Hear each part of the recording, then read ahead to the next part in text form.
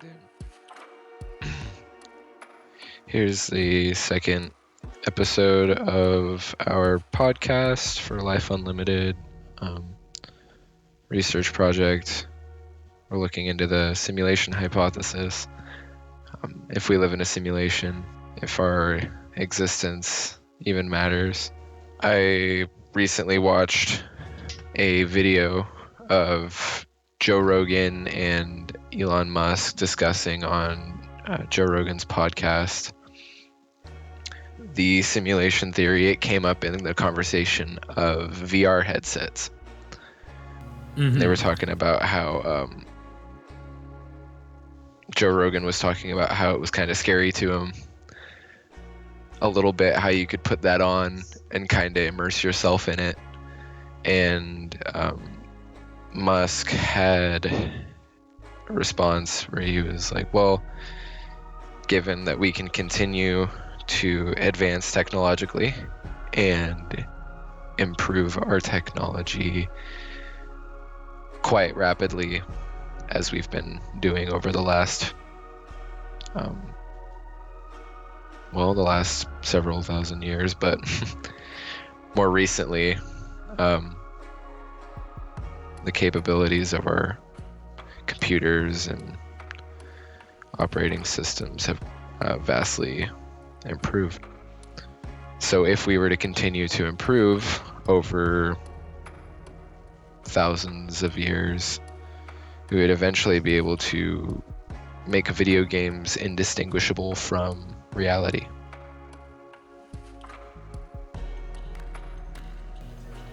I mean, so with regards to... Okay, you did have more to say. No, I just... Yeah, I got you. In regards to the simulation theory, it is possible that one day, if we do not destroy ourselves beforehand, as in like nuclear war or a black hole generator or something of that sort, we would be able to one day reach a technological level where we can generate and simulate entire realities. Okay. Wait, so who said that? Which one of them? Elon. Okay. Well, I mean, I guess first off, what do you think about, that?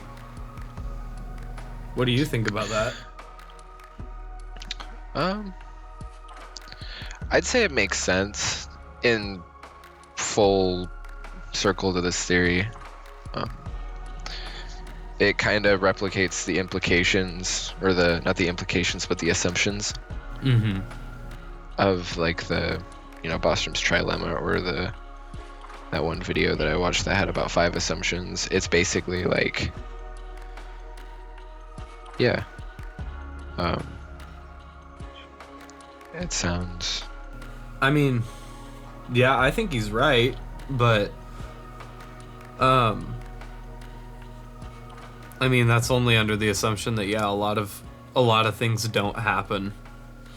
But I think if we can kind of get past any sort of like things that would prevent us from reaching that point, or that would like wipe us out, if we can avoid those, I think he's right, but I also think it could happen like pretty soon.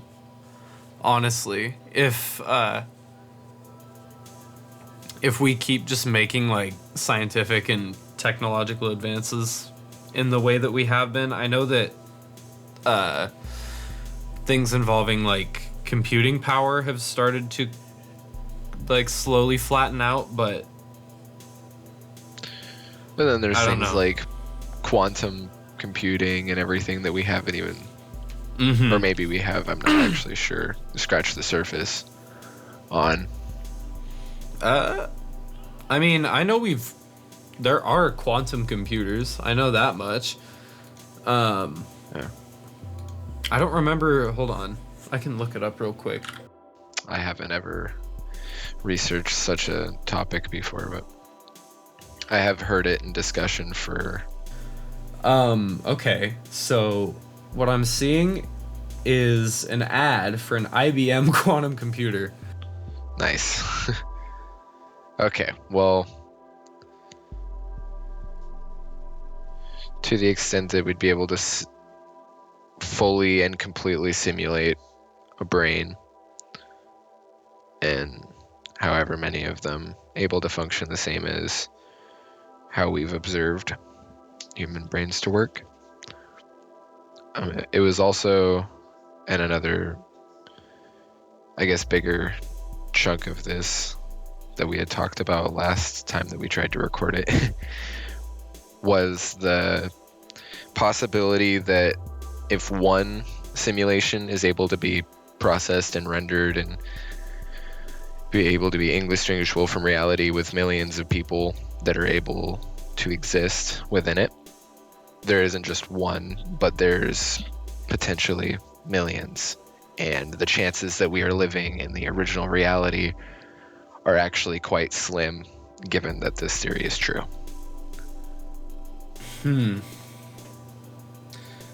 I mean, I agree with it's definitely a possibility, but I don't know. That's one of those that you can't really measure the likelihood of, like, whether we're the only simulated reality, if we even are one, or if there's a bunch of them.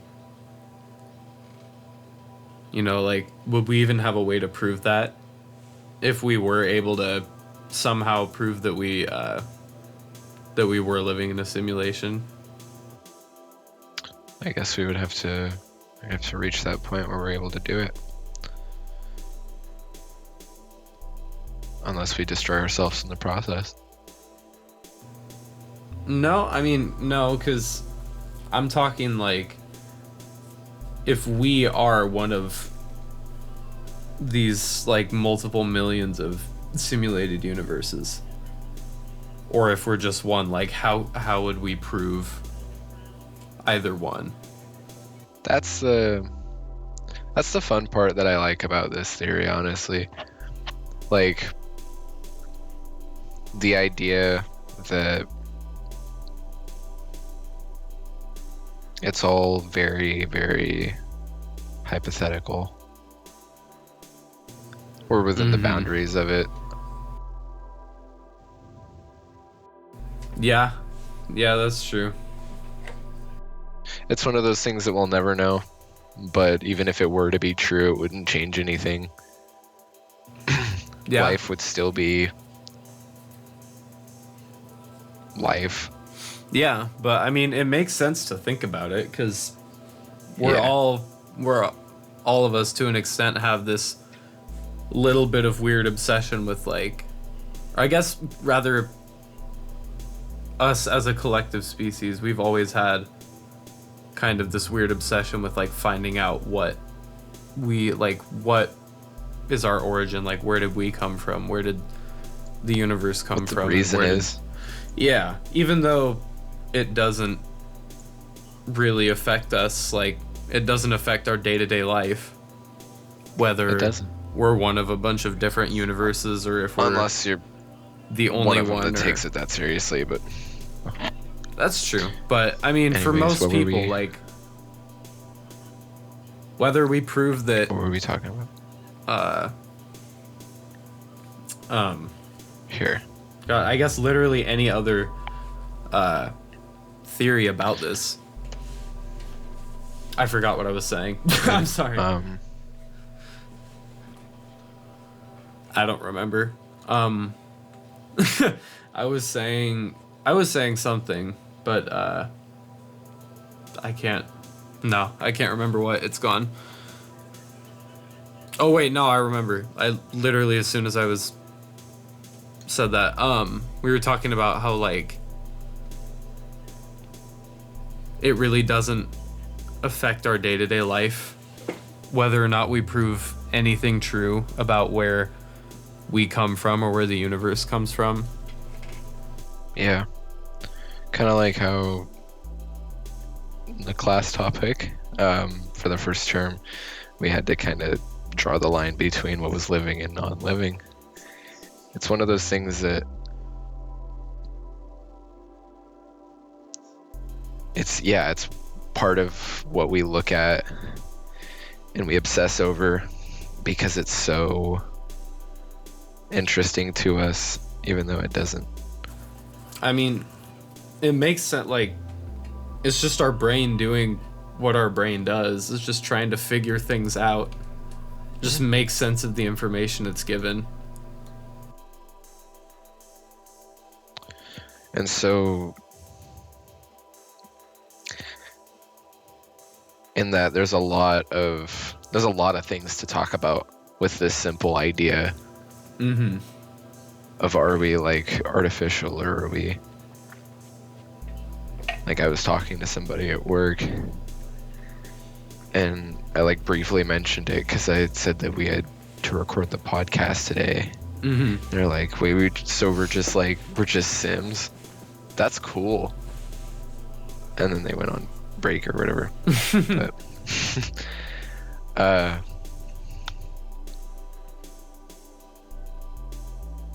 yeah, I suppose I don't really know what I was gonna say from there, but That's okay.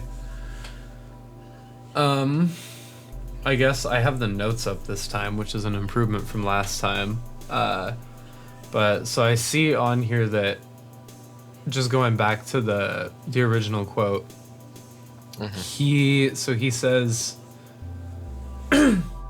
he says, if you assume any improvement over time at all for civilization, that video games will be indistinguishable from reality, which basically means that we can successfully simulate reality in real time, or civilization will end.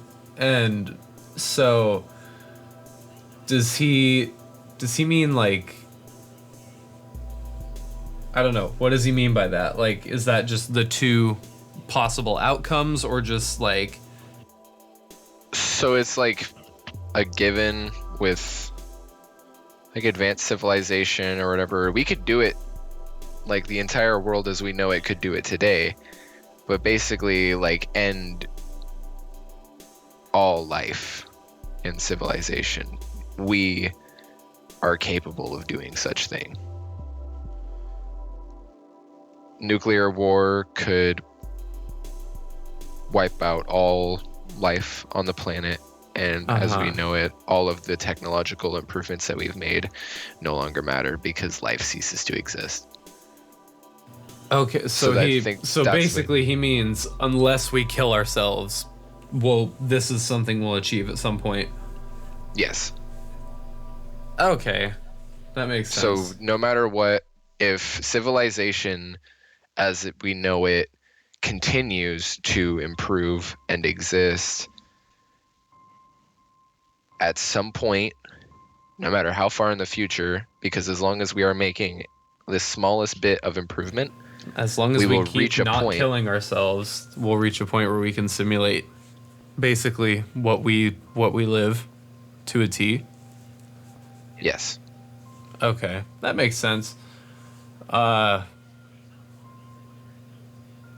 Yeah, I think I said it earlier, but I think that honestly that both of those outcomes could be closer than we really think. Just because, like,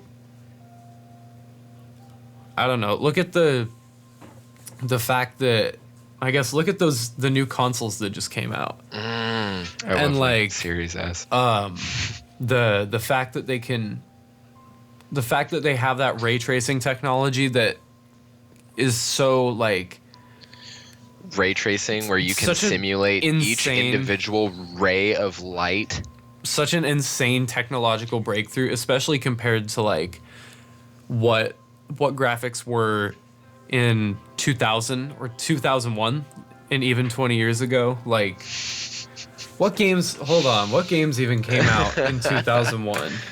Oh, they were very good looking ones. Not at all. Okay. 2001 video games. Oh. This is a good...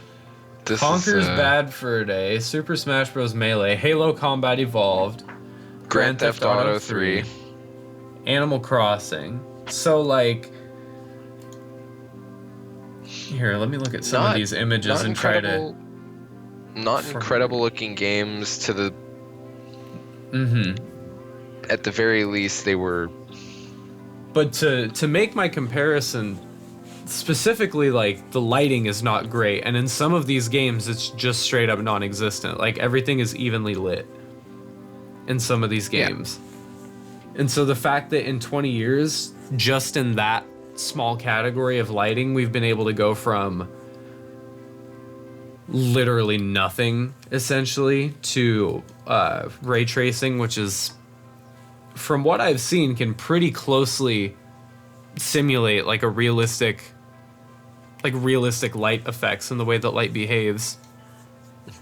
Because it simulates each individual ray of light as pixels in an image plane. Which is nuts. And absolutely. That was only in 20 years, and